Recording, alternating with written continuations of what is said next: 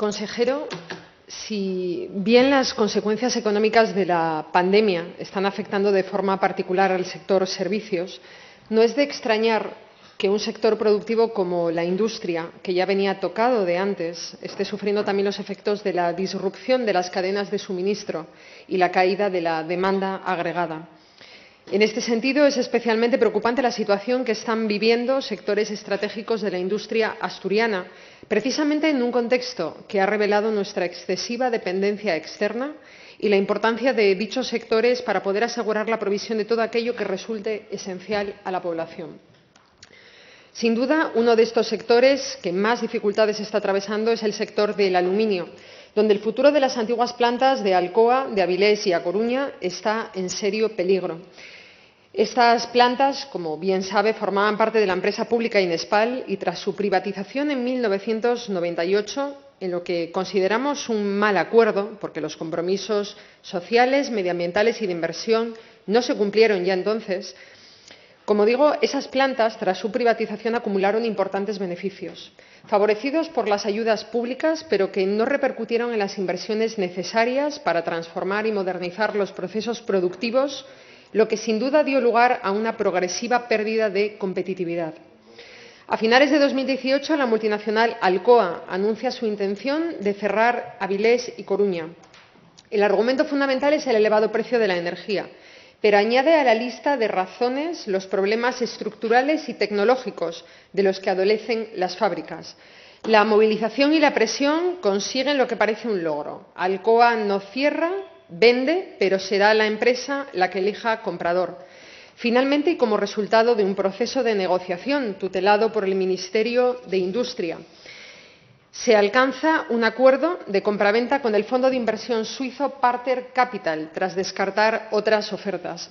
En julio de 2019, ambas partes formalizan dicho acuerdo de compraventa con el beneplácito del Ministerio de Industria, que actuaba como garante, y del Gobierno del Principado de Asturias, que parecía querer decir que ponía peros a ese comprador, pero que por lealtad institucional, dijeron ustedes, daba su visto bueno a la operación. El acuerdo entre Alcoa y Partner Capital, un acuerdo privado al que no tenemos acceso, establecía el compromiso del fondo suizo con el mantenimiento del empleo para la totalidad de la plantilla durante al menos 2 años. Sin embargo, a mediados del pasado mes de abril, los trabajadores recibían la comunicación directamente en la planta por parte del Grupo Industrial Riesgo de que eran los nuevos propietarios desde el mes de marzo, tras haber adquirido el 74,9% del capital accionarial de las plantas de Aluibérica. Desde entonces, las informaciones conocidas no han hecho más que sembrar dudas.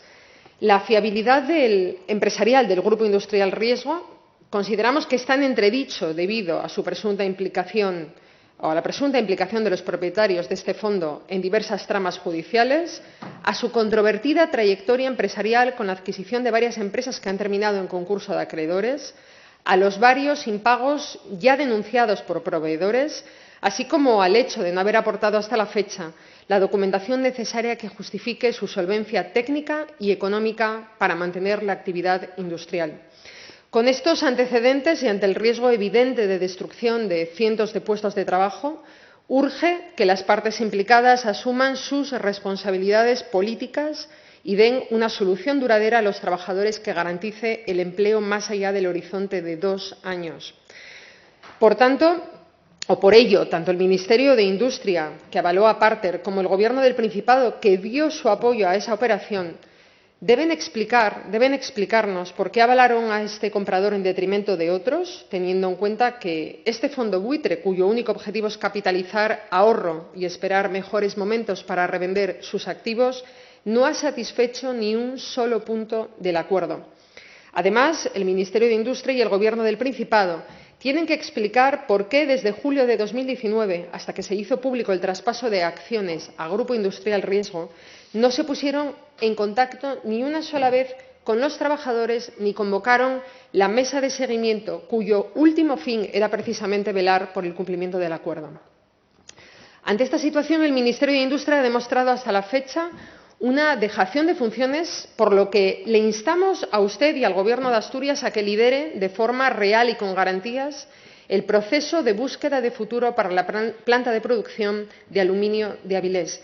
Las alternativas propuestas desde distintos medios políticos y sindicales de revertir la venta consideramos que no tienen base.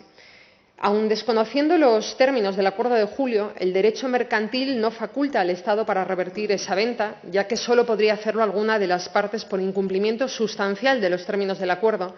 Y en este sentido, Alcoa no tiene, parece, interés real en denunciar ese incumplimiento, porque la situación actual le es favorable e incluso puede utilizarla, tal y como ha hecho para paralizar los abonos que estaba realizando a Aluibérica. Entendemos, por ello, que la única solución viable pasa por la intervención directa de la actividad con las herramientas legales existentes para que la actual factoría disponga de un proyecto industrial que garantice su futuro, el mantenimiento del empleo y las condiciones laborales que han sido pactadas.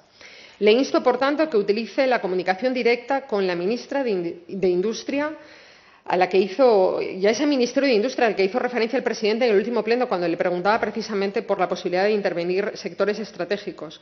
Le pido en este caso que lo haga para facilitar una solución en este sentido y defender, tal y como le corresponde, los intereses de los trabajadores de Asturias. Y podemos continuar hablando después. No solamente está el sector del aluminio en apuros. Tenemos otro sector estratégico como el siderúrgico también atravesando serias dificultades.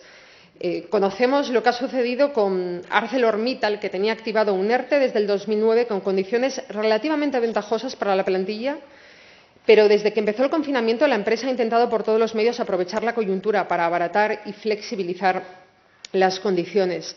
Tenemos ese ERTE de fuerza mayor que intentó impulsar el 18 de marzo, un expediente que fue rechazado, y de nuevo insiste anunciando su intención de pasar un ERTE por causas económicas y productivas más duro, acompañado de medidas de presión empresarial como la paralización de las inversiones, entre 50 y 100 despidos en una primera oleada y la ya tradicional campaña del miedo entre la plantilla. Continuamos después. Gracias.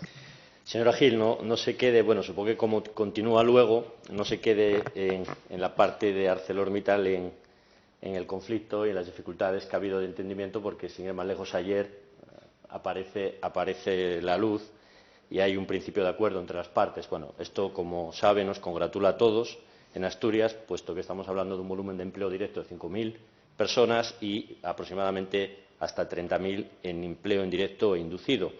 Yo había preparado una serie de respuestas genéricas en relación con la política y la acción industrial de este Gobierno, pero bueno, he visto que en su interpelación se centra sobre todo en la situación de Aluibérica. En cualquier caso, le voy a contestar brevemente a ciertas cuestiones que ha planteado sobre la situación actual de Aluibérica y luego voy a plantear las cuestiones generales que tenía previsto trasladar a esta Cámara.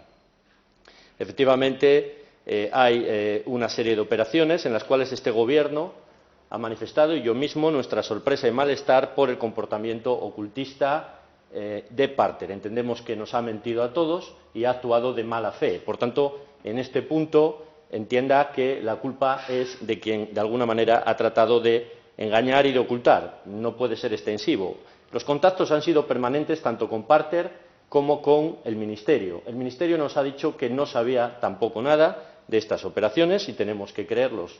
En cualquier caso, la interpelación sería directamente a ellos y fíjese hasta qué punto ha habido ocultación, que los contactos con la empresa Parter en relación con las plantas de Aluibérica se intensificaron con motivo de las alegaciones al Estatuto del Consumidor Electrointensivo que presentó el Principado y en el cual contamos con la opinión directa de estas empresas que son consumidores electrointensivos. En esa ocasión, estamos hablando del mes de febrero, no se nos dijo ni mu de esa operación.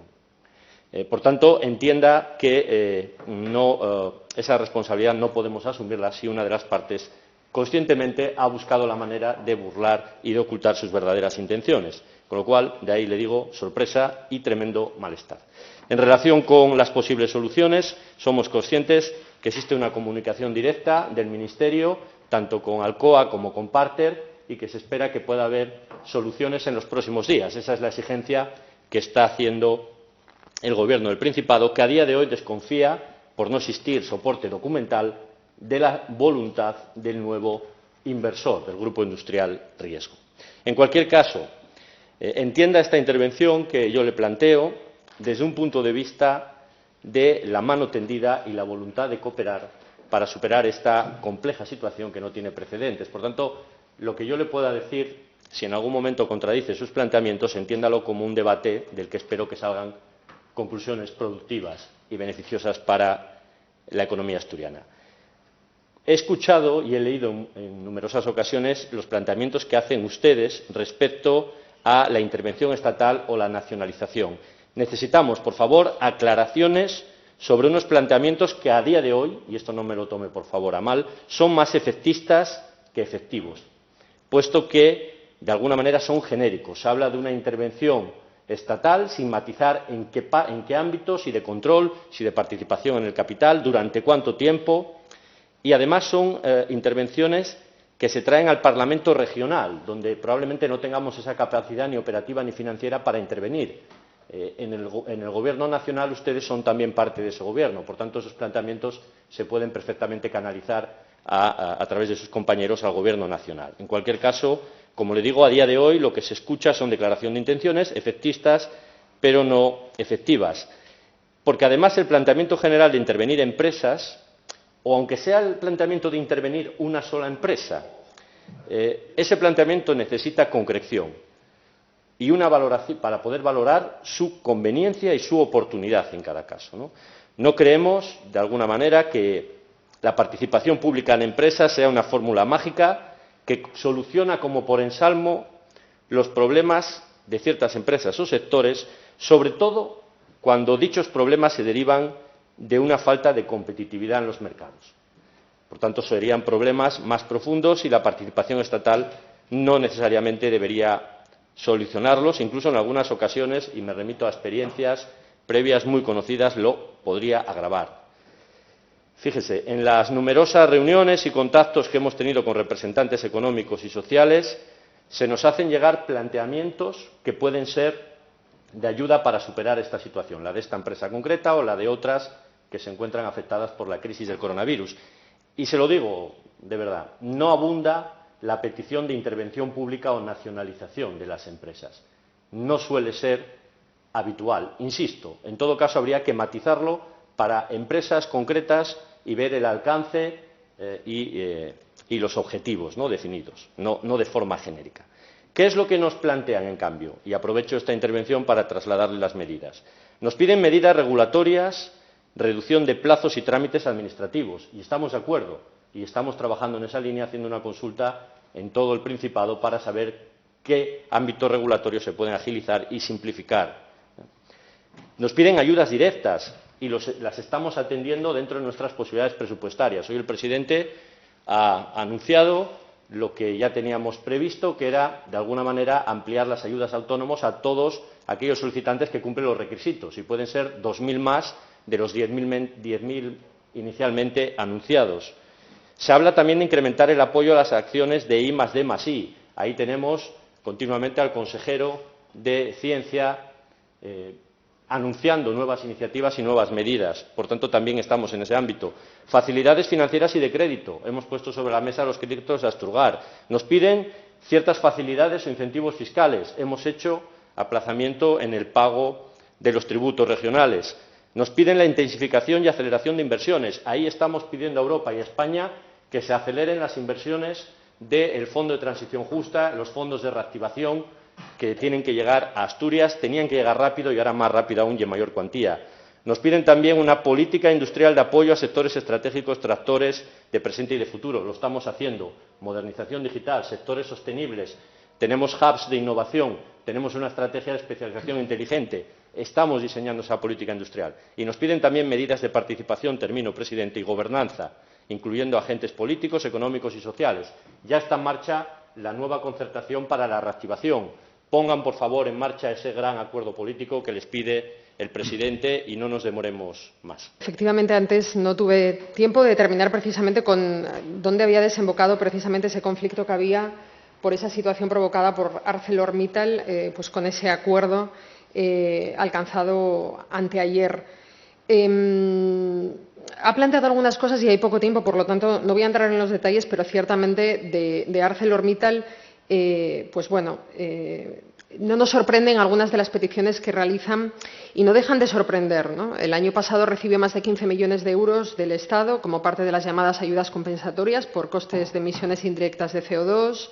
Entre 2016 y 2019, la división del grupo dedicada a I+D ha recibido 46 millones de euros para sus centros de investigación en Avilés y Sestao. Usted habla de algunas de las ayudas empresariales que se dan desde el Gobierno de Asturias, desde el IDEPA. Algunas de ellas, hemos hablado en muchísimas ocasiones de ellas, no están funcionando. Algunas de las cosas que comentan no son novedosas, no son solamente lo que están pidiendo algunas empresas. Lo hemos dicho a lo largo de estos años y cuando quiera nos sentamos y hablamos tranquilamente, no limitados por el tiempo, que aquí pues eso, actúa como una cortapisa de alguna manera, un debate más profundo sobre algunas cuestiones, sobre exactamente cuál es la efectividad de algunas de esas medidas. Mire, dos cosas muy claras. Yo antes pregunté al presidente del Gobierno qué va a hacer en el caso de EBI, de esa empresa pública con el 79% del capital público, que no quiere respetar la tasa de reposición acordada para desconvocar la huelga en el año 2017, que ha presentado un ERTE en este momento, una empresa con beneficios, solo no ha obtenido y ha obtenido pequeñas pérdidas en este año, pero esto es nada al lado de los beneficios que habitualmente tiene esta empresa, insisto, con una mayoría de capital público, y que yo les digo que es el Gobierno asturiano quien nombra al presidente de la Autoridad Portuaria y el director general. No pueden permitir que un presidente nombrado por el Gobierno asturiano no permita la asistencia médica a quienes están en huelga de hambre. Ustedes tienen que solucionar eso inmediatamente, empezando por eso, porque reciban asistencia médica, pero siguiendo por solucionar el problema con la tasa de reposición y el problema con el ERTE, que nos va a hacer recaer a todos los ciudadanos y ciudadanas los costes salariales que debería estar asumiendo esa empresa pública con beneficios, insisto. En el caso de Lo Ibérica, aquí hay una firma de un acuerdo en su momento. Ese acuerdo lo firmó la ministra Reyes Maroto, la misma que pedía apoyo a los trabajadores para decir que suscribían que se vendiera a Lo Ibérica a Parter Capital. Yo pregunto dónde está en este momento. Cuando yo hablo de intervención, hay varias fórmulas. Yo lo que le digo es que en este proceso de descapitalización de lo público, que ha tenido como corolario la falta de herramientas de política económica por parte de las administraciones públicas para poder diseñar una política industrial que proteja los intereses de los ciudadanos, le emplazo a que dialoguemos para articular una política industrial realmente proactiva que pueda dar respuesta a los retos que tenemos sobre la mesa en este momento.